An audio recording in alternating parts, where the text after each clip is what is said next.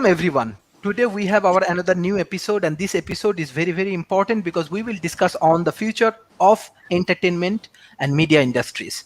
And we have our world famous speaker Dr. William, Professor David Smith, Professor Edward, Mr. Shankar, my friend Mr. Kumar, Madam Aparna, as well as Professor Donald. I want to start from Dr. William, how you want to give some thought about the future of entertainment and media. Okay, well, good morning, good evening, good afternoon, wherever you are in the world and or whenever you are viewing this. Once again, I love all of my colleagues. Let me begin by simply saying this. As I was thinking through this subject, because it really is an exciting subject, I wanted to begin by essentially putting a framework around how we go about thinking about it, because that will really, at least for me, it informed my discussion about this topic when we talk about media and entertainment. And I know it's a term that my colleagues have heard, but for our audience, essentially, it's been floating around at least for the last 10 years. And the term is VUCA, which VUCA world, which essentially stands for volatile, uncertain, complexity, and ambiguous. But it's essentially saying, hey, listen, these are the challenges that we're going to be facing as we move into the future, whenever, and this crosses all disciplines, whether it's technology, but particularly in media. Because each one of these terms, volatility, uncertainty, complexity, describes a different challenge. Now, in the media world, what we are really talking about is how is media going to change? How is entertainment going to change? Which really is how are we going to experience the storytelling or the laughter, the essentially the interaction that we have that makes our daily lives well, delightful. Communications, interfacing. Today, we're here at least with the camera and this video conferencing. But in the future, as we've seen in other areas, you've got AR and VR, and it could be three-dimensional. So the nature then becomes, what is that going to look like? Is it going to be that we go to a theater and rather than having your 3D glasses, you have your VR headphones? Yes, Edward.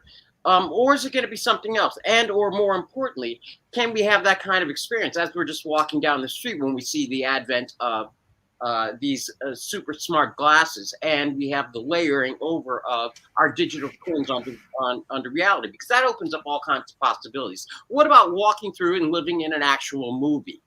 Now, that had me thinking about this following proposition, and that is historically entertainment has been about storytelling or experiences, and more importantly, it's been about our common experiences. Like we all go to the movie and we see that blockbuster, and we're like, "Oh my God, did you see that movie?"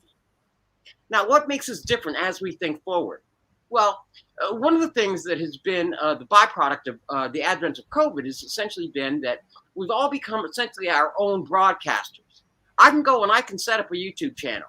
And I can then, run my own program, or I can join a program like this. So no longer do we have the days where we get all our information from one place.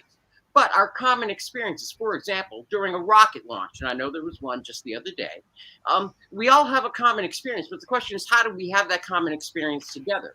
We can do that through communities. Now, up till now, and this is a bit of a model, Facebook in many respects, as well as other platforms that provide the framework for these community experiences where we self-select where we want to go. On Facebook, I can join any kind of group. If I love plants, I go join plants. If I want a book club, I go to a book club. If I want to talk politics or sports, et cetera, et cetera, et cetera. Now, in an entertainment world, if I like sci-fi, up till now it's been I'll go to Netflix and I'll click on my little boxes and I'll say, okay, Netflix. But what if I can join a community and sign into a movie along with other people in my community in real time? And that's kind of where we're at. Platforms such as Twitch is providing these kinds of platforms. And so here comes the rub for the future for our people out there. And I know in developing nations, we're going to like it. The question becomes, how do we make money on this? As we look forward, what do we need? What are the structures going to be? And it's an old term that I'm kind of going to reinterpret now. The acronym was called SNAFU, Situation Normal All Blank Up. However, in today's world, as we're looking forward, we could actually just redefine that phrase to be essentially snafu, meaning small, nimble, action-orientated, forward-thinking, undaunted organizations. And what I mean by that is the future. When it comes to media and entertainment, content is king.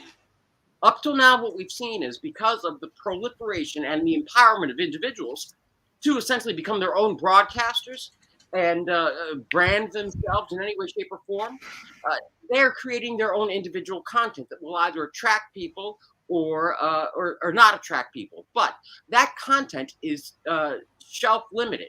For example, you have these limited run programs on all of these subscription platforms, whether it's HBO or Netflix or any other type of subscription service. And so if you have a hit show, people will join that service for that hit show. The duration of that show, when that show is over, then they will simply cut the cord with that platform, move to another platform. So what kind of company do you need? Well, you need a company that's going to be able to create content, which means you need a collaborative team. So it needs to be small, nimble, action orientated, because you're going to want to be able to go out there and instantly pivot, grab content, create that content. The more content you create, the more meaningful and relevant you're going to be, and the more likely you are to hit a nerve and capture an audience and then make money. Now, the other part of it is the forward thinking and the undaunting part, because forward thinking is this. Say, for example, a minute ago, I hit on this notion of us essentially walking through a media and entertainment world where we see ads coming up while we're in a movie, experiencing things in a 3D mixed reality kind of experience. Well, along with that, what if, say, I move back and forth and I want an avatar, something as simple as that. So let's go back to how do you make money? Well, content creation. Well, I need an avatar if I want to play in that world. You need an avatar. I hate to rip off Oprah Winfrey, but you get one and you get one and you get one. But we multiply that by the number of people on the planet. Right now, that's a marketplace of about 7 billion people. 7 billion individual potential avatars. So if you are a small, nimble company that is focused in on forward-thinking technology and action-oriented, and finally, refining the technology to create avatars on an individualized basis that's cost effective, then you have your market and you can make money. Now, the other thing is this, is that the future of entertainment also, and I really want to highlight this because it's really interesting, and I know it's on a number of people's radars, but I want to make sure that I broadcast it out there to the developing world. And that is this, music composition. And the theory is real simple, because all we are doing is taking traditional ideas and utilizing technology to see what we can do to explore. In the past, in the music industry, it's been called sampling. And sampling is essentially, I have a song, and then I go back and I grab the theme from another song and I incorporate it with mine. Well, with AI, which is based on pattern recognition, I can go back and I can look at all the patterns because I've got Mozart completely programmed into AI and it recognizes patterns. What if I then go to AI and I say, hey, can you give me incorporating these other notes, musical notes or instruments based on a pattern that would be similar to something that you've recognized in Mozart? Suddenly I have a new Mozart composition. That is mind-blowing. So we have the entire history digital now of our historical musical library. We have an AI that can recognize patterns and then a predictive portion of that, take the old models and the old patterns and then create it with new musical notes. So we have the potential not just of recreating in a holographic fashion Elvis Presley performing in Hawaii, but how about Mozart with a brand new piece created digitally by artificial intelligence and bringing that to the masses in the media and entertainment world.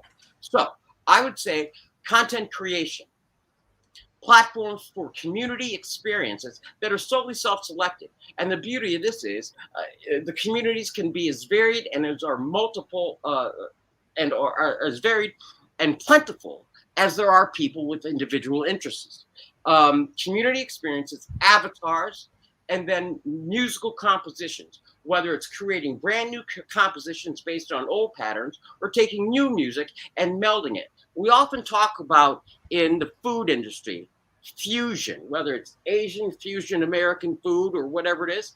Think about fusion knowledge across discipline. So I would simply say it's exciting, it's unknown, volatile, uncertain, but small, nimble, action orientated, forward thinking organizations that are undaunted, looking at the very basics and then stepping on the gas and running forward. That is at least the framework for how we ought to think about the future of media and entertainment. Dr. Sharif, all you. Thank you, thank you, thank you. We have Madam Aparna from India. I think she is also part of media and entertainment industry. So, Madam Aparna, how do you want to analyze today's topic, especially if you think based on the future? So, what's happening inside India? Well, the media and entertainment industry is very, very close to my heart because out of the 26 years of my working in corporate experience, I spent a majority of my time in the media and entertainment sector across different verticals. So, right from newspaper, that's journalism, to broadcast media, to part of OTT as well, and so on and so forth.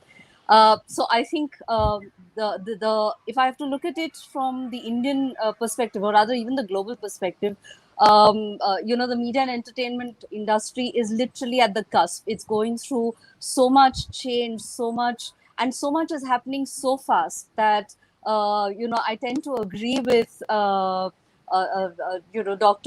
Trezont. I don't know whether I pronounced that name right. I'm sorry if I haven't.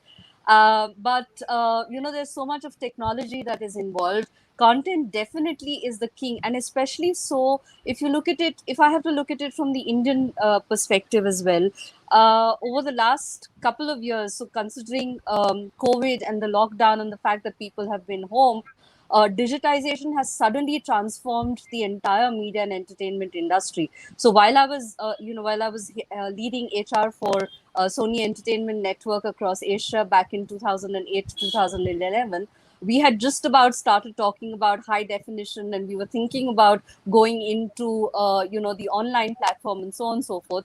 But today, if you really look at it, almost every channel in India, every broadcaster has an online channel, has an online presence. So therefore, the medium is really absolutely of no consequence. You could be going to the theaters, you could be going to sitting across your television set and watching it, or you could be watching it on Netflix, or you could be watching it on your phone or tab. The medium is very, very is absolutely inconsequential. What matters is the content, and there are content providers, and there are content creators, and there are multiples of them. Everybody has now gotten into this industry where content is being created.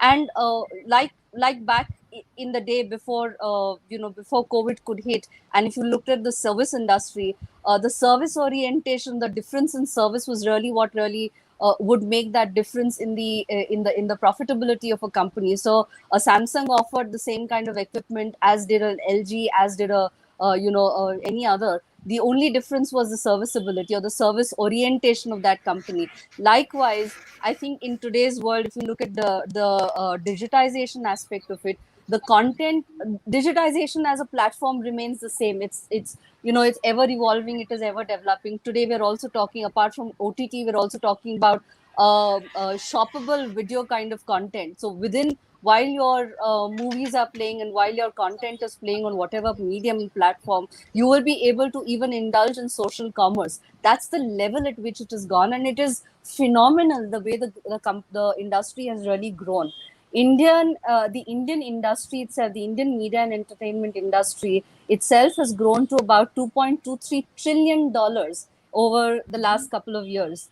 And to add to it, the internet penetration, the mobile penetration within the Indian subcontinent has gone to about 900 million users. So imagine somebody sitting in the farthest end of a farthest rural city or village in the country has an access to content. So therefore, the only medium of distribution or the only difference is going to be, is he going to be watching a Netflix, or is he going to be watching a local OTT, traditional OTT kind of a provider? And the difference there is going to be the pricing.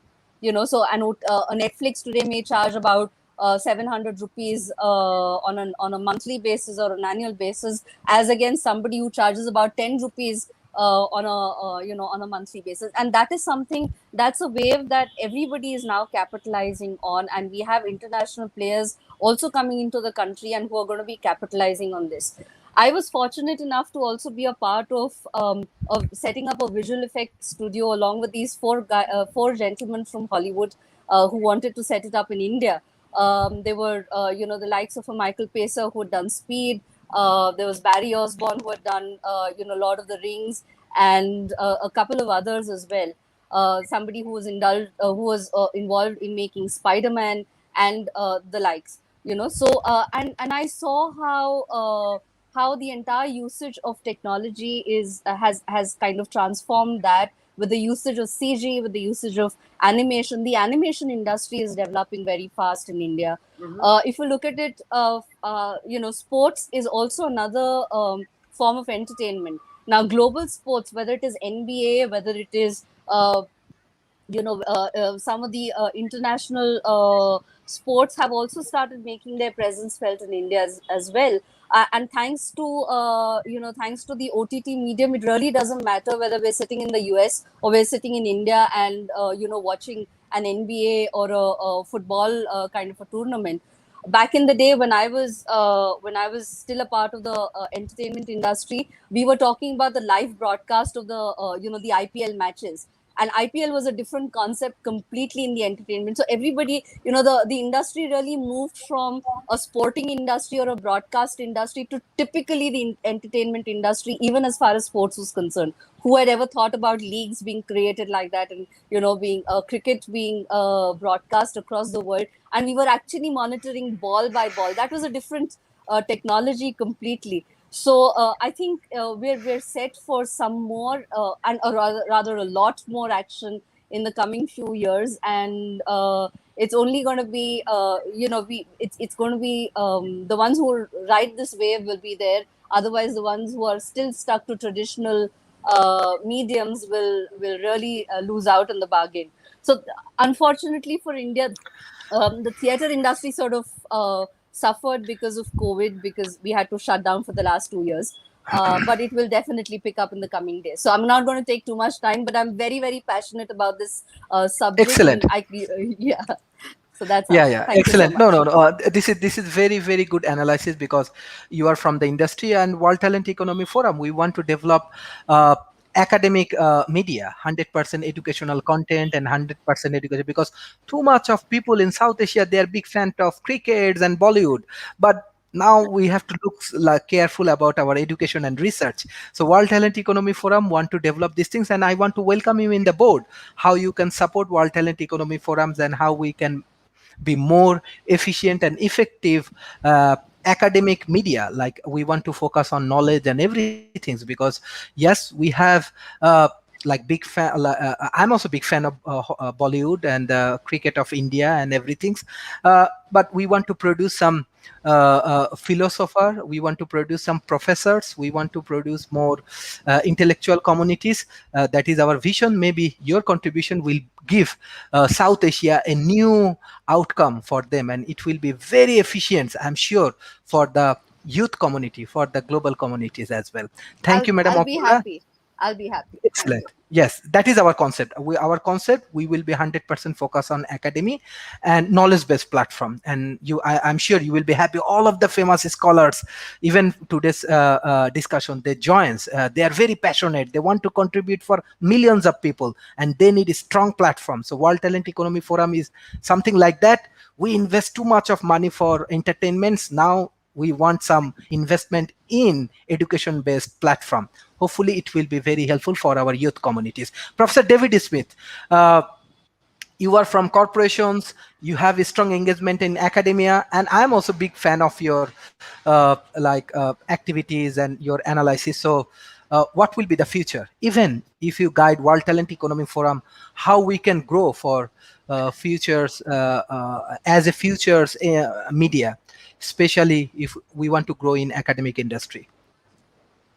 Sharif, thank you for this topic today. This one's very interesting to me. Uh, no one in the panel knows about this, but in my misguided youth, I actually was a roadie on tour with the Beach Boys and the Carpenters running audio. Wow. So I got my start in media very early. And my undergraduate degree is actually in radio, television, and film. And I actually have won awards for some of the videos I produced in the past. So I'm rooted fairly well in this one, and have been elected officers actually in a couple of the associations in the media industry. So it's a passion that I really feel strongly about. But as you begin to talk about where the future of this is going, it's kind of interesting. Cisco last year did a forecast that by the end of this year, they say that over 82% of all the digital traffic on the internet will be from digital video. And if you think about that as a number, that's an astronomically high number. And it's one that's going to continue, though. You know, earlier Edward had on his VR headset. And, if you look today, back in 2016, there were about 100,000. Today, there's about 26.5 million VR headsets around. And so that is dramatically changing where we're going. Esports. To me, esports is a very fascinating one. We're doing some work with a couple of emerging casinos in sovereign nations, and their esports business is going to be larger than their traditional real world betting business in sports. So esports as an entertainment medium is dramatically taking off things. You know, you begin to look at the subscribers like y'all were talking about earlier. I can tell you, uh, I dumped my cable television the last two times I moved and no longer have that. I'm all digital on that, with one exception. And I do have one old digital antenna for a news station I like that they don't carry digitally. They just need to get into the modern age. But today, as Edward and others said, there's just so many changes, and the technology is going. Um, I was in a discussion actually yesterday, which is kind of funny with this topic being up, with another family who I was sitting in their house, and the mom made a point that she doesn't allow their kids to watch television during dinner. But I looked over at the kids sitting around the table eating, and yes, the big screen television wasn't turned on, but all four of them had their phones up, streaming video to them while they were sitting there eating. So you're seeing these generational differences.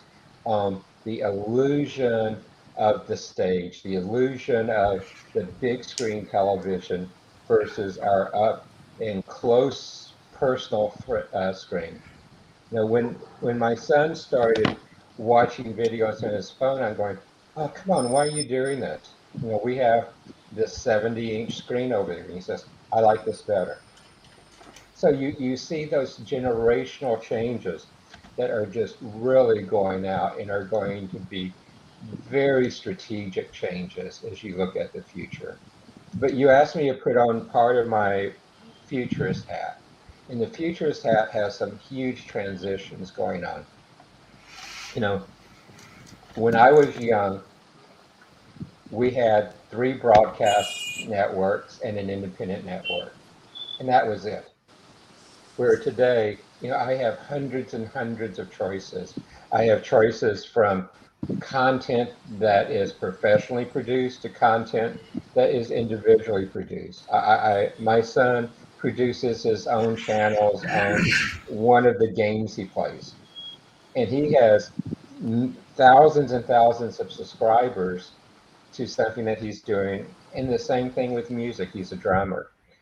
But with my background in media and the fact that he grew up with audio mixers and mics and things in my house from the time he was born, he's producing that and is broadcasting that as well. So we go from where movies that cost at the low end $1 million to $2 million produced, all the way up to the blockbusters, to where anybody with a camera today and a microphone today can produce things that has the number of viewers that in the past would have been a blockbuster movie. So all of those type of things have changed. So we've gone from where the collective professional media has helped dictate what we do to where we are what's called we die, which is peer influenced. We've gone from consumers of media and entertainment to producers of media content. This is what's really interesting too. We've gone from mass market, and mass market is almost dead, even though I will admit I went on the opening day of a Marvel movie last week, and it was a great movie uh, in the theater, to where we rarely do that anymore. Where we see it, we will take initial releases and stream it into our mobile devices or into our homes with dramatic changes there. So we've gone from mass audiences to micro audiences with micro influencers. We've gone from really a way where we're responsive to the media to where we're involved. I was reading an article a few weeks ago about, particularly in UK and some other places, where they're now using AI at places in music to where you can go in and change a musical performance to what you want it to be. You can go in many of the experimental movies today and have multiple scenarios, multiple endings based on what you as the micro influencer want that to be in the media there. Uh, and we've gone with that trend from human driven to where me as a producer, director is deciding to where AI is working to help influence. Just like political campaigns have gone to, let me take a survey, let me run AI against them. That's what I'm going to do. We're seeing the same thing in media today, where we're sensing, reacting, making changes based on data. And data is tremendously changing the entertainment industry. In many ways, with what we're subscribing to, what we're binge watching today, the nuances of the places we go and search for entertainment, that data of ours is being monetized, which raises a lot of privacy concerns. But that data out there is a tremendous marketing tool. And many people are taking advantage of that and going to see where that's going. When I grew up, it was all about prime time. Prime time. We don't have prime time anymore. What we really have today is our time.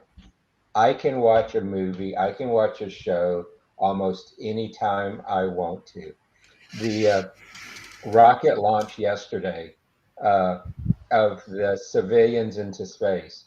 I actually watched that real time, but then multiple of my friends watched it delayed, but yet they had the same sense of watching it real time because they took it from a mass audience to a my time audience, and they saw very little difference in it. You've gone from content marketing to really content mattering, particularly as we look at how we brand. We went from command and control to connect and engage. And to me, that's a very interesting change. Uh, I see very little directed advertising anymore of what we're going to do. I mean, I will get text, I will get emails that says, see this trailer, but very little advertising like we had a decade ago of look at this media content, look at these things. You see it subtle, it's embedded in things where uh, it's a subtext that comes across, much like the subtext on your broadcast today with your scrolling bar at the bottom. And see, we've become so used to a multiple faceted entertainment venue where the fact is that we can read that, we can look at all the images, we can see who's talking, we can see the other graphics you put up from time to time and listen, all while we're doing other things at the same time. So the way entertainment has evolved have made us where we can understand multiple modal in real time. And that is actually a blessing of entertainment and a problem for entertainment on how to go and grab attention today because we have so many options and we can do so many things in real time. And that's a little bit longer introduction than I wanted to do with it. But to me, you've got so many options. And is when I put on my digital hat and my futures hat, there's 20 other things that are changing. But I think that's probably enough to start. Thank you, Professor Edward. You are running a think tank, and this think tank is very important because you are doing a lot of research in different area. I want to know more about entertainment and media industry. Beside that, I want some analysis because World Talent Economy Forum, our major objective, we want to create a good example for the society. We want more scientists as a good example, as our leaders, as our talent, as our example for the society. That's why we always run behind you and other speakers, those who are highly talented. And another important thing is that example from my personal experience, I can remember example in Bangladesh or India. If you go to India, their hero Sachin Tendulkar, their hero Shah Rukh Khan. In Bangladesh, like Mashrafi bin Mortuja, Shakib Al Hasan. In Malaysia, it's Mahathir bin Mohamad. You ask to the people, they want to be Mahathir. So we want to create a dream for the young community that I want to be like Professor David or Professor Donald or Professor Edwards or this kind of example I want to make more visible. How we can do that in future, how we can develop more education-based content, and how it will be helpful for society. Well, it's interesting that you phrased the question that way. I was going to make 3 quick points, and my big point in the middle is going to be on exactly what you're talking about. I was going to just start by saying that, my kids really enjoy using the Oculus, which is, of course, an immersive technology. I have it right here, and I have to probably give it back because they're going to wander into my office and grab it very soon. For those of you who are interested in sort of fictional versions, in entertainment, yes, Ready Player One is a very good movie. You should probably check out that. And the other thing, if you really want to see a great futurist, read Arthur C. Clarke's The City and the Stars, which starts off it was written in the 1950s in this virtual reality game that they're playing a million years in the future. Take a look at The City and the Stars by Arthur C. Clarke, who, by the way, spent most of his life in Sri Lanka. So there's a little Asian Pacific thing. But and the other thing I was going to say is that it's interesting because we do have the mix now emerging in media. I did something very interesting a couple of days ago. I took my 10-year-old daughters to a movie theater to see the 2001 A Space Odyssey, which was showing on the big screen. It's my favorite movie. And so they're used to seeing things on the little screen, and then suddenly, whoa, look at this. I mean, they go to Disney movies, but seeing science fiction on a big screen, you kind of have to do it that way, folks, okay? That goes without saying. But yeah, I mean, what we're seeing already, and the other speakers, William especially, has addressed this very, very well, is the emergence of interactive content. My kids love Roblox right now, and it's always interacting with their friends. We're, getting to the point where we can have avatars, in games with each other. That's coming up as well. We're going to have futurist parks where you go to the park and you don't just go to a ride or something like that. It's going to be all interactive. Things are going to be popping up as you walk through the park. But my second big point is I do want to mention about the importance of this to education and science, because in a sense we're getting to the point where entertainment and education and science blend together. Now there's some dangers and challenges with that, but for example, you can, and I am for rigorous education. You can't just make it all fun and games. Occasionally I have to sit down with my daughters and say, this is how you actually do multiplication, and so you have to do that sort of thing. But you can use entertainment, and more you're using entertainment technology to educate and to learn. We've had some of your shows before where we've talked about not only virtual reality, but augmented reality, which of course has entertainment uses that also has uses in terms of training and so forth. But it makes it interesting. It makes it fun. Instead of just sitting there listening to a boring person talk like me, you get to actually do the thing.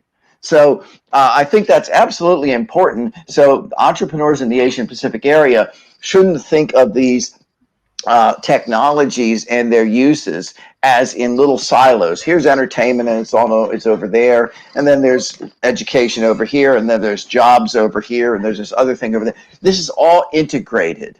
That's why I always talk about the importance of entrepreneurs figuring out what the best use is at a given time in a given market for the technology, as well as allowing them the freedom to do so. I'll mention one thing that'll probably come up in some of the future discussions.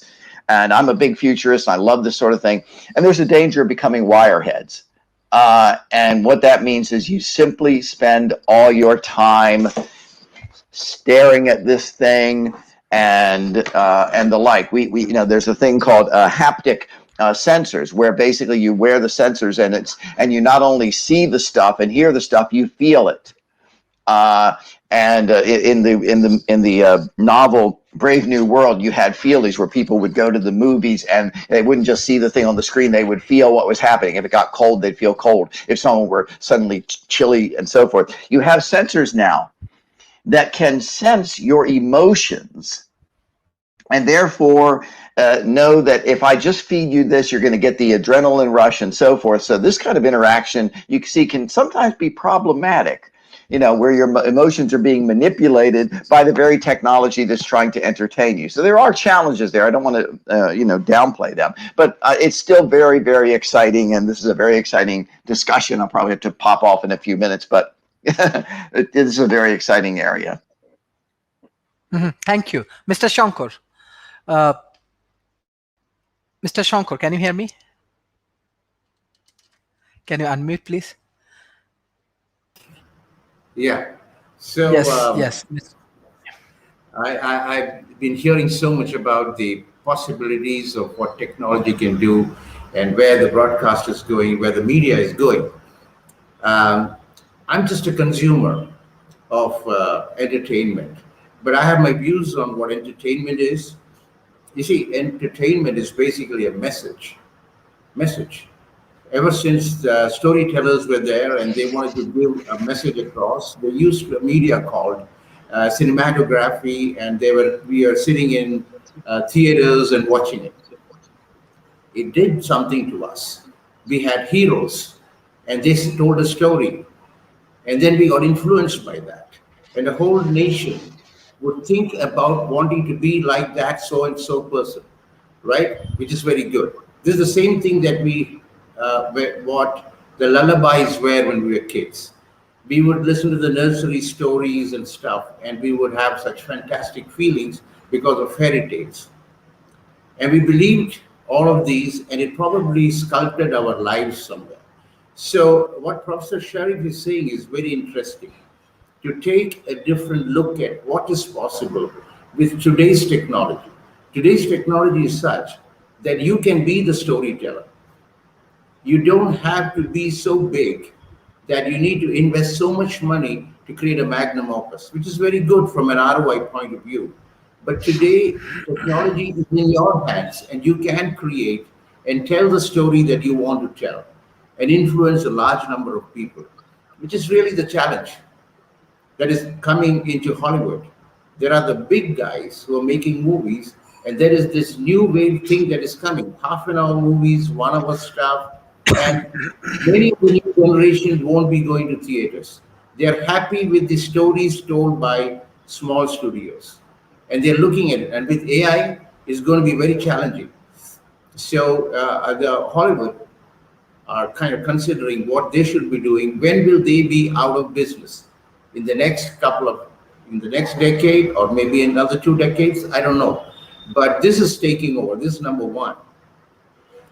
Number two is very important to understand. When I said message, it means the 3 E's of communication, which is education, empowerment, and entertainment. As long as you can entertain a little bit, it has got its place. But the underlying message has to be there.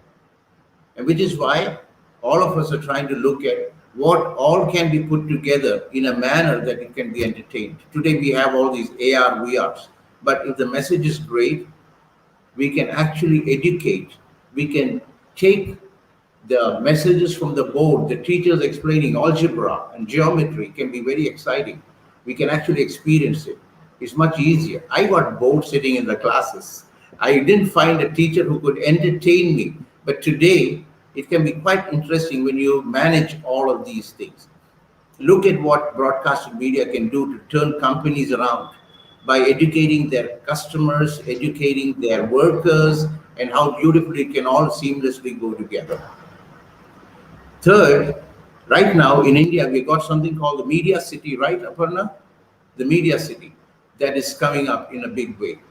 It is an industry. There is great investment possible. And the future also lies in what this industry can do. A lot of opportunities, right from the guy who delivers the pizza to the people who rent out their cameras to the movie stars. We only see one part of it, the movie stars. But the whole industry is working around an entire ecosystem. And that's brilliant to attract. And we like to see how all these synergies can happen around the world.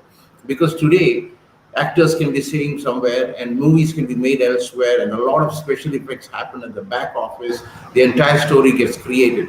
So the world can come together and make magnum opuses from sitting wherever they are and creating something through the distribution network. It'll be worth seeing how this digital network and situations will actually create more value for the investments made by the producers and directors because of technology, because of AI, because of distribution network. And just not that, all the cartoons and all the new wave stuff and the gaming industry is becoming so big. The gaming industry is much more worth than the entertainment industry. I leave it at that. Thank you. Thank you. Thank you, Mr. Shankar. Professor Donald. Professor Donald, can you unmute? Yeah, I just had to unmute there. Well, I also kind of want to look at it a little bit more from the perspective of people that are consuming entertainment or being entertained. And I want to tell a little story. I play music, I play guitar, and I've played in and sing, and I've played in bands. And one of the bands I played in was a swing band. And swing is dance jazz. I mean, jazz was dance music from its inception in the early 1900s all the way up until the early 50s when, because of the invention of long playing records and other things, large dance bands became financially impossible. And the bands broke up. And the jazz bands switched to being much more abstract. And from the person I played with was a woman who started playing in jazz dance bands when she was 16 years old in the mid-20s, the 1920s. And she did that her whole life. And she lived until 101, and she was still playing and gigging up until a couple of months before, gigging and giving lessons until a couple of months before she died. And what I learned from her, you know, she pointed me to this, is that dance was America's popular entertainment for most of the 20th century, or I mean, the first half of the 20th century. That's what people did for fun. They danced. And when jazz got too abstract, then it got taken over by rock and roll, which then actually started to get so abstract with bands like Journey and Yes and Pink Floyd and things like that, that for a while, country western dancing became more popular than rock and roll. Country western became more popular. There's always been this current of people wanting to dance. So we look at movies and digital things.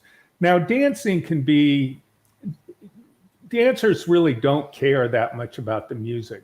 I mean, necessarily.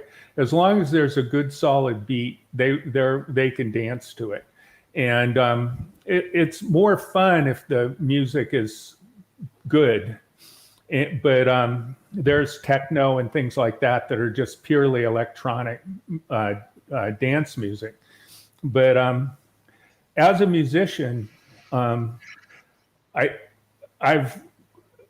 got to say that actually playing music, if you look at neuroscience, when they put electrodes on your brain and they look at the brain activity, the one thing that just lights up your whole brain is music.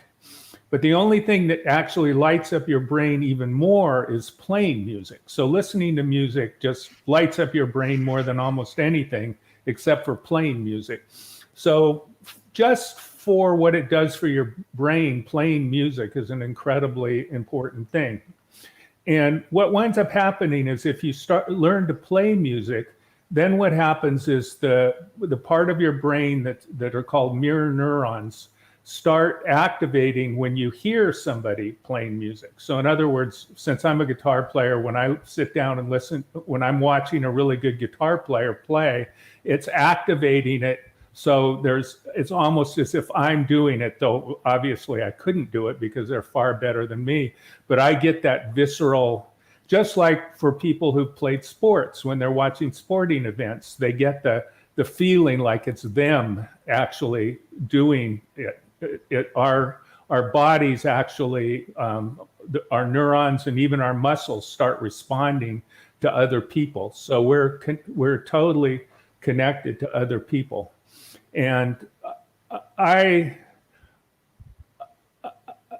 think that, there's always going to be people like me. Like, I've never had a television. I can't stand television. I can't stand commercials. I can't watch them. I mean, as soon as I get to a commercial, I turn it off. I can't even watch them at all. And so I've never had a television in my adult life. But I do watch Netflix, and Netflix is because they don't have commercials and because they've got some really good shows. And I think Netflix, I just read the book, what was it called? No Rules, about Netflix. And they've got an incredible thing where they've moved their production all over the world and found good production in different kinds of places. So when you watch Netflix now, you're watching shows that are made in Russia and shows that are made in France and shows that are made everywhere in the world, which I think is great. And that helps us learn more about different people in the world.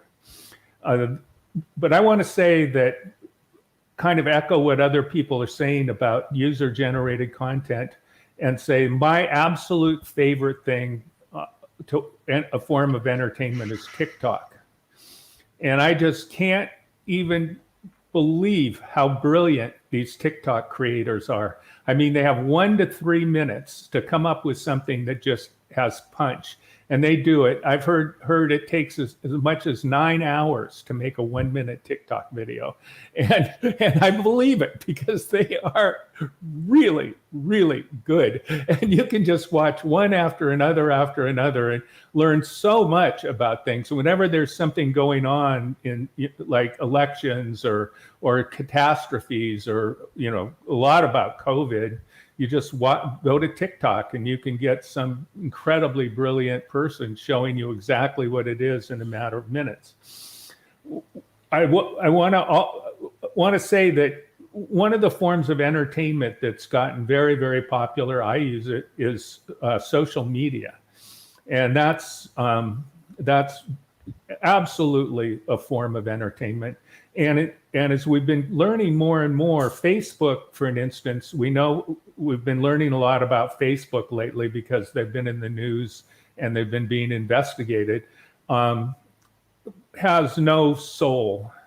And what they found out is that if they can get people's adrenaline going, they get more people interacting with a story. So somebody says something and it makes people mad, and then people start having a discussion on it. So basically, the more outrageous somebody has, like somebody that's an anti-vaxxer or somebody that's, says democracy's bad and we should have authoritarian governments or stuff like that, get people going. And so there gets to be a big discussion about it. So Facebook had been encouraging that kind of stuff. They'd been encouraging basically misinformation or disinformation, and then that was used by political people and actually foreign governments and others to be able to start changing people's attitudes. And so that folds back into what the whole thing that I'm kind of talking about is that I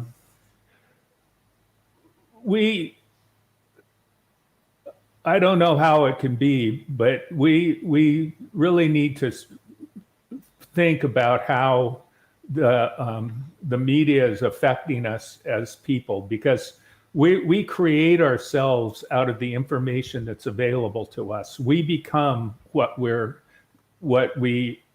stories that exist around us allow us to become.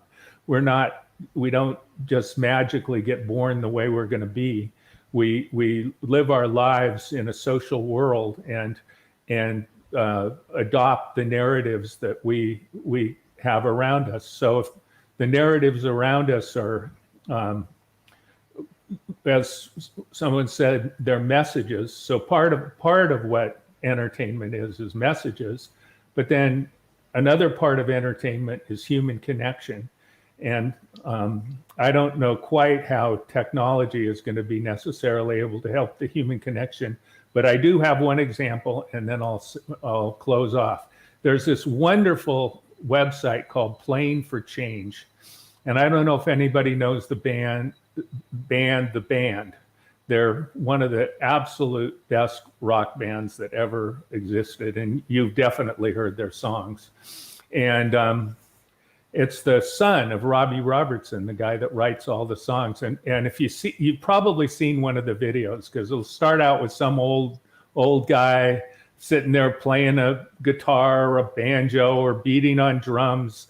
And then it pulls, and then all of a sudden you hear somebody else starting to play with him. And it shows, just like here, another window with somebody playing it, and you hear them playing together. And then another window pops in, and each of these people is somewhere else in the world. So they've got somebody in South Africa, somebody in New Orleans, in Chicago, all over the world playing these songs. And it's so touching. It's just so great. And that's an example of a way that maybe we can use the technology to create connection, just like Sharif is doing here with this show. So there. Thank you. Mm-hmm. Mm-hmm. Thank you. My friend, Mr. Kumar. Yeah, thank you, Sharif. It's been bombarding conversation. I've been hearing all this. I mean, leaving at the last makes me more nervous. And it's pretty interesting. I mean, whenever we talk about entertainment, I mean, in India, India is never, it's inseparable. Entertainment is part of our life. To start our conversation, we talk about entertainment and we talk about media, movies. I mean, as you said, sports and everything. That's how we start conversing with people. So it's part of our culture, tradition, everything. But when you come from a scientific background, see, I study about the nervous structures and how the electron flows in our brain. As Mr. Donald was saying, whenever we talk about music, entertainment, it relaxes. It gives a uniform wave format. Whenever we talk about something serious, we have a different wave format in our brain.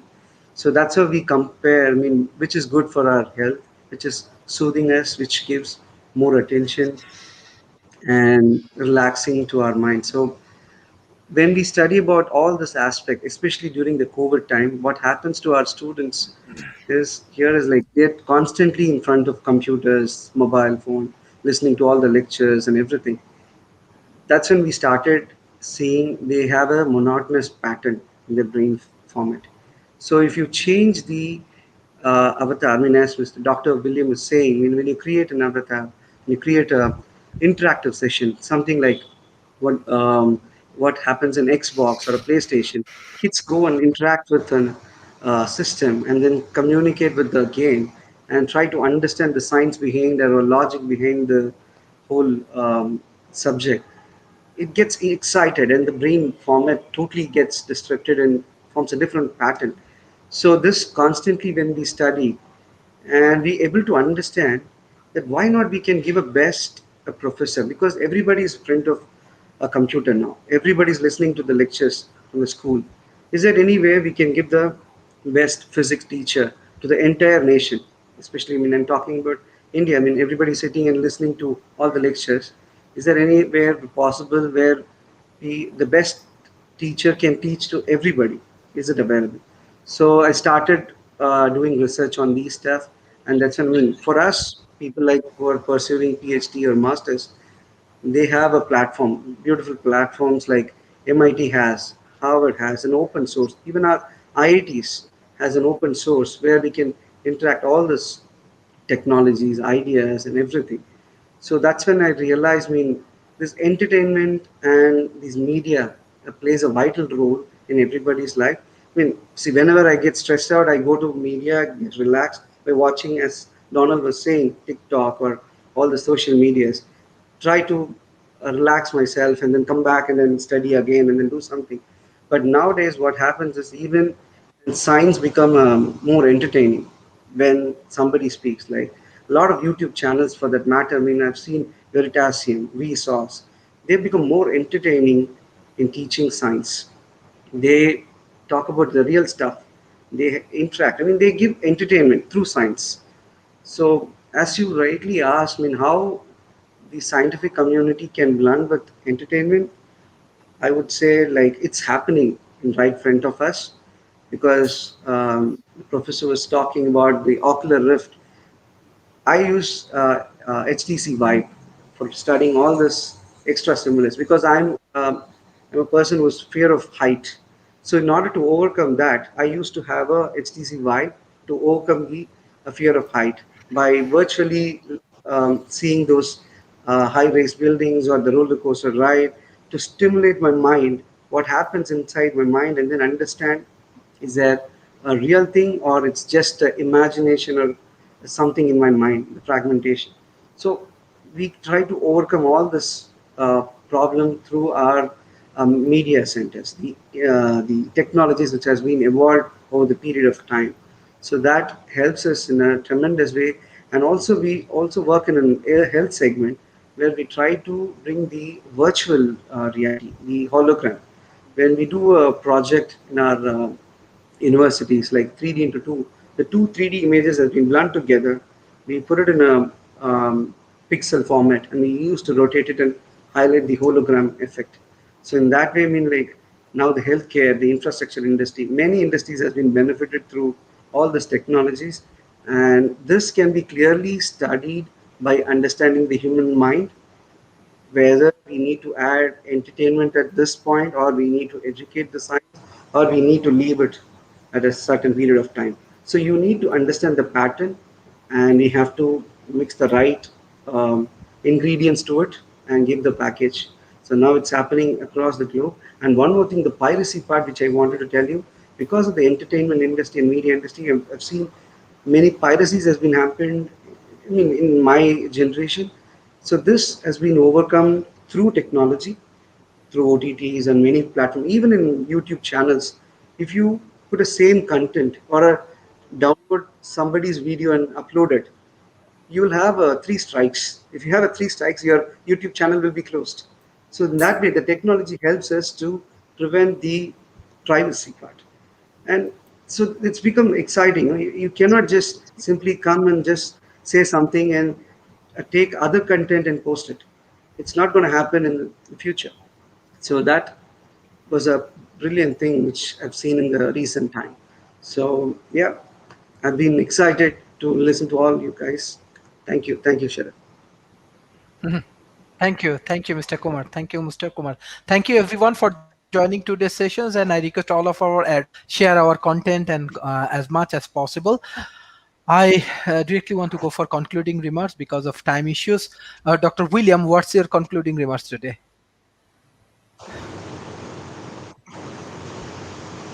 Unmute, please.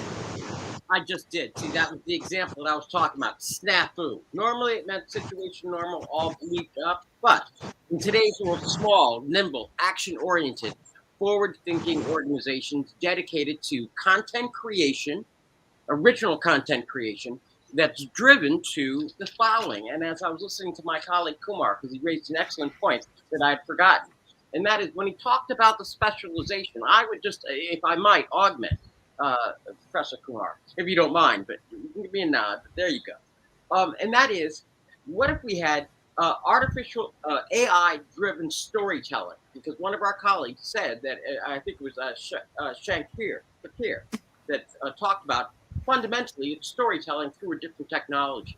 But what if we had AI composed storytelling to self-selected virtual venues, direct to the consumers, that is the individual consumers, in a real way that, and this is Kumar, where you come in, I would say an entertainment value, whether it's a movie, a music video, a musical composition, an artistic experience, whatever it is, or education in an interactive way. And maybe through the 3D VR glasses. I'm sorry, the 4D or whatever they are, the AR VR glasses like Oculus. That, I think, is the key. But fundamentally, in the developing nations, you don't have to, in this day and age, be Walt Disney in order to enter this marketplace, as my colleague Rana pointed out. Anybody, because of the low barrier of entry, can jump right in, create their original content, and to deliver it, because the platform is not necessarily going to matter. It's going to be the cheapest platform that reaches the largest number of people, and people are going to switch to find the price point that works for them. You create the content, find the cheapest platform for distribution in virtual venues of your own selected communities. And for those aspiring people out there, I'm telling you, there's a big market, 7 billion people for your avatar. I'd like one with a mustache. Dr. Sharif. Thank you. Thank you. Professor David Smith. I like the mustache as well. So I think we've got something going there. To me, what we see, though, is if I begin to look about a little bit further out in the future media and entertainment, I can see in the next 25 years, there's going to be very little distinction between the virtual and the physical world, and how we begin to do that as we pull more of the Internet of Things into ourselves, as we begin to do more sensors of what we're doing and project where we're going. Already, we have been working with one of the large hotels and some of their new hotels, which put holodecks in, to where you could have a performer in New York also be live in a hologram in the other hotels as well. Will that change entertainment? Yes. So what is live and what is not live? What is real is not real, as we begin to look at how we begin to take our virtual world and our physical world and increasingly combine them. As I begin to go to concerts and things, most concerts today are streamed. Not only streamed locally, because I cannot remember the last time I went to a large concert that it was not on two screens on either side of the stage and distributed on screens on the venues. You get further away in the cheaper seats. What's live? What's virtual? And it's being now increasingly streamed outside the venue.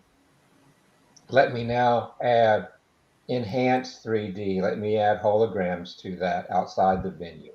And again, this wall's breaking down between what is entertainment, what's stage, what's real, and what's virtual. In fact, if I go back to the early days of theater was about seeing the stage as the other wall in your house. To see the stage is the other place. We've taken that and continue to expand the concept through movies, through television, through our smart devices, is seeing that other world, that other stage there. Well, it's beginning to come more and more real, more virtual, all combined. If I'm an entrepreneur today, entertainment is a great venue to go into because I do not have many of the high cost associated before. I do not have many of monopolies that were associated before. My distribution is not immediately what around me, it's the entire world. Oh, it's actually going off world now. No, we have 14 people in orbit today. And guess what? They're all streaming their music, they're all streaming the shows they want to into space. So entertainment is no longer just terrestrial, as we see where the future's going. So to me, it's a time of dramatic change. It's one where I'm excited to be alive today because the opportunities in this area are immense. Even the concept of esports. I can now be an athlete virtually where I might be getting too old to run that marathon and be one of the top 5 finishers. But I can do it virtually today and still compete. So to me, it's a fantastic time. It's a fantastic time to be an entrepreneur. And what's really neat about entertainment and media is I can be in a small country, I can be in a large country, I can be in any time zone. I can actually speak almost any language and be almost part of any culture. And I still have a large, readily global addressable market for entertainment and media. So to me, it's the best of time. It's the worst of times when I try to make a choice.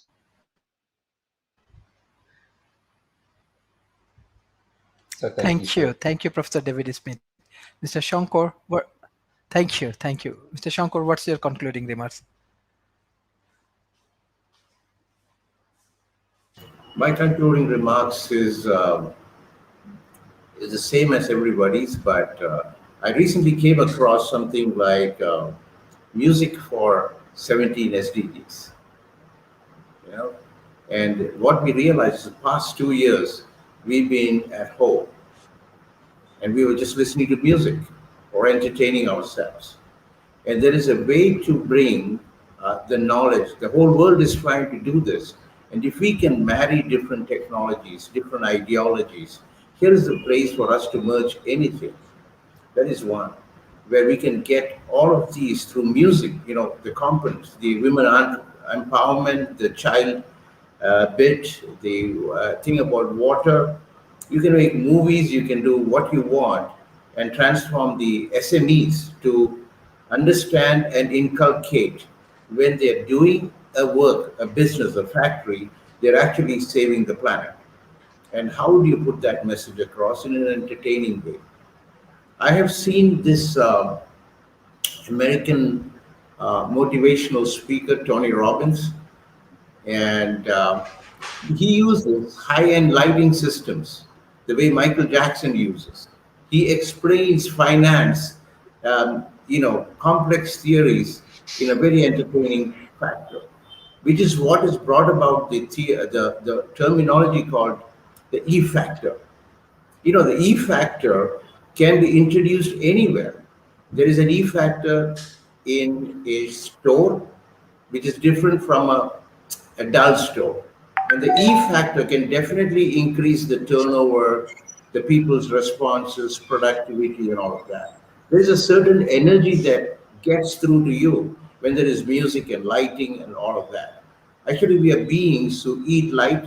Somebody actually said that in this forum, and we listen to something. So our energy levels go up when there is entertainment, the right kind of entertainment. So this is a very good thing that is happening, but it's just that we need to know. In fact, I remember our Prime Minister, he called on many of the Bollywood stars and then told them the stories now on words need to be nation building stories infused into the entertainment. See how subtly you can move masses by education and entertainment. And you need to have noble stories. It probably will reduce crime. It's just that there is a connection between the kind of destructive video games children are induced to and the kind of stuff that is going on at the macro level.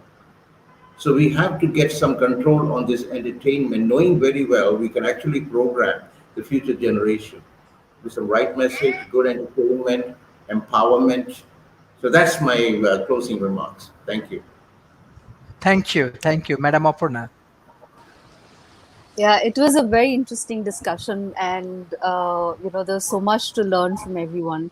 I think I had a couple of points in the sense that entertainment, literally, if you look at it, is all around us in every walk of life, in every step of the way. Now, today we're talking about digitization and the modern technologies and so on and so forth, which is used in entertainment. But I remember reading this book called Fish, and which talked about the Seattle Pike, the fish market, and the manner in which they actually garnered the crowd was, was literally throwing the fish from one end to the other, making fish selling very entertaining itself. That itself got a lot of crowds to their market. Now the medium was different, the style was different. Today we're looking at OTT playing a big role and all of that. I would my closing remarks here would be that one is there is opportunity and there is entertainment in every step of the way. Education is also becoming entertainment, and we can call it infotainment if you want to. And there'll be many knowledge sharing and many knowledge related infotainment platforms that could be available. And the third part, which is the most crucial part, which even Shankar brought out, and which David as well brought out, was the fact that there has to be some regulatory aspect coming in, because like Facebook has done, it's sometimes it's very uncanny that there is a certain emotion that you're going through or certain thought process that you have, and suddenly Facebook starts picking it up and starts prompting videos and prompting content which is quite related. Now that's scary, because that compromises on your own data security, on your own thought process in that sense. So there has to be some regulatory method, because everything that is, wherever that we are so heavily dependent on technology, is going to have a flip side, and there is going to be a negative element to that. So how do you ride the wave and yet keep yourself safe, and your family safe, and your surroundings safe? I think that's going to be more crucial in the coming days to keep a watch, especially even with children, when you know that there are so many instances of pedophiles around on the net and prowling there, and your kids are constantly glued to the internet, whether it is through education or whether it is just for entertainment. Now these are the things that one needs to keep in mind and find out ways of monitoring. So those are my parting notes. And thank you so much. Thank you, Madam Aparna. Thank you for joining today, Professor Donald. I really appreciate what you just said, because, when I was a kid, sticks would become guns. We'd put a blanket over a table and it would become a fort. We'd hide behind bushes. We could just completely, endlessly entertain ourselves with nothing, with no toys, no nothing. I mean, everything was a toy and an entertainment for us, and we were just as happy as could be. So these things aren't necessary. I also kind of want to emphasize something that she said, which is that all of what we're trying to do is, like, we're human beings, and human beings have to have each other to exist. We can't go live on a desert island by ourselves. We're not independent creatures that are disconnected from each other. And a lot of entertainment capitalizes on that. And that's really a good thing. That's why dancing is a wonderful thing, because we're connecting with each other. That's why singing is a wonderful thing. When we sing together, it's so much fun. You don't have to sing well. Just doing it with other people is so much fun. And as a musician, there's the rock stars who sit there and play in front of coliseums and things like that. But when I play in dance bands, it's, maybe a huge number of people would be 40 or 50.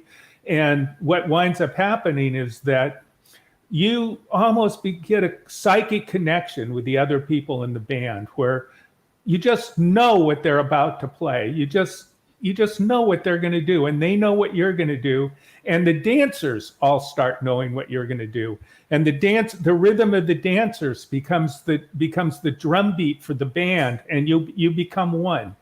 And I think that to a large we copy that with other media. So when we're watching a movie or listening to a record or whatever else we're doing, it's substituting for that. It's a substitute for the real connection that we're getting out of, that we crave so much in life. And I think it's kind of a partial substitute, because they've actually done studies going back to neuroscience where people who've grown up listening to synthesizers instead of pianos can't hear the overtones in a piano. They just don't hear them. But yet the overtones are what gives the piano the richness. That's why pianos are sort of dissonant, and it's the clash between the overtones that makes them so amazing, and yet they can't hear it. And so we're often losing things. And I think that what we really, as I always keep saying, is that the more we start learning about ourselves and realizing how complicated we are, the more we're going to be better at making the kinds of technologies and things that we're talking about. I want to say one other thing is that that we can measure those responses. Like we can see with somebody, we can see, okay, their muscles are doing this, their brain waves are doing this, and so on when they're dancing, or they're looking at somebody smile, or all kinds of different things that we do with each other. And then they can put somebody in front of a computer and they can copy that.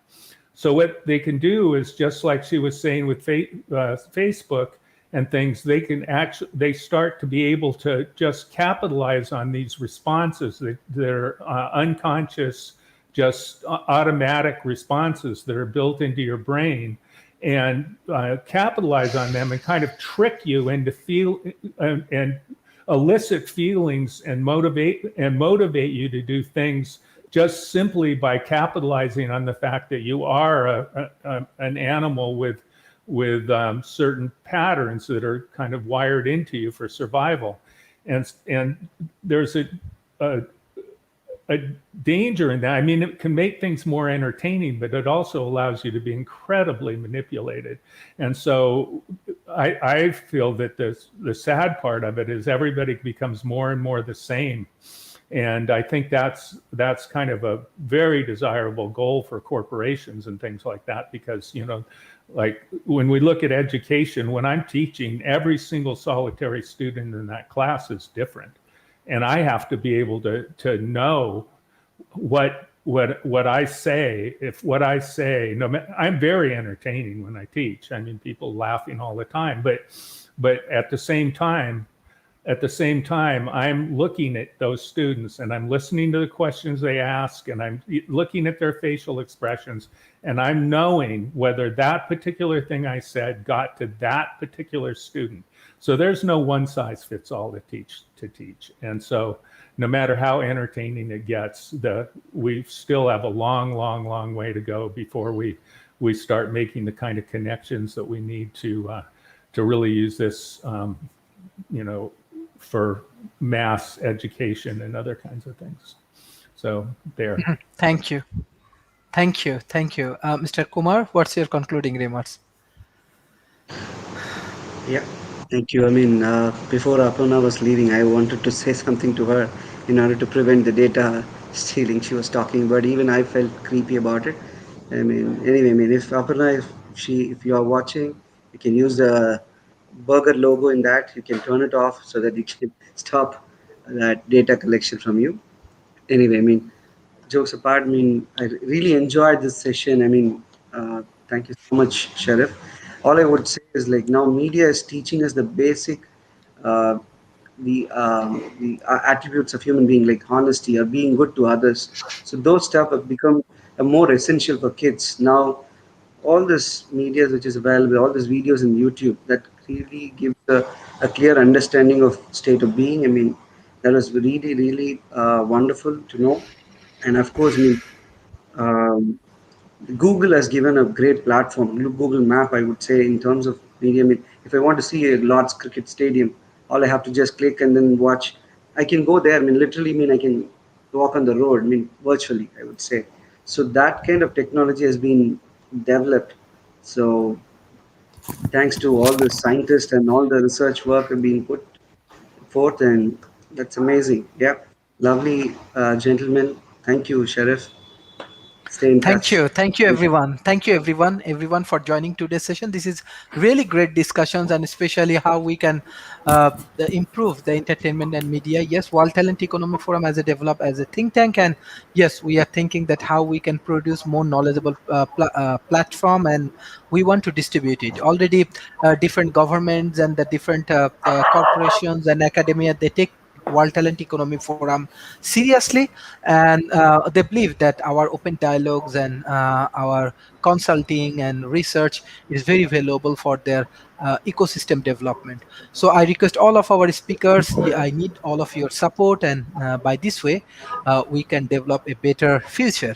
Thank you, Dr. William, Professor David Smith, Mr. Shankar, Mr. Kumar, and Professor Donald for your continuous support for World Talent Economy Forum. And I request all of our audience share our content as much as possible. Thank you. Bye bye and take care. Thank you.